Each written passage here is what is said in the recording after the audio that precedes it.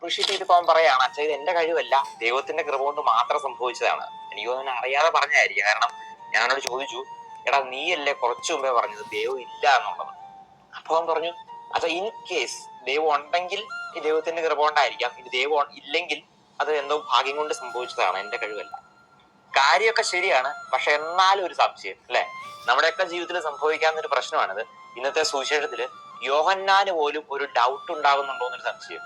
കാരണം ഈശോയ്ക്ക് വഴിയൊരുക്കാനായിട്ട് വന്ന ഈ യോഹന്നാൻ തന്നെ പറയാണ്, ഇനി ഞങ്ങൾ വേറൊരാളെ അന്വേഷിക്കണം, നീ തന്നെയാണോ രക്ഷകൻ എന്ന് പോലും യോഹന്നാൻ സംശയം ഉണ്ടായിട്ട് ശിഷ്യന്മാരെ പറഞ്ഞു വിടുവാണ് ഈശോ അടുത്തേക്ക്.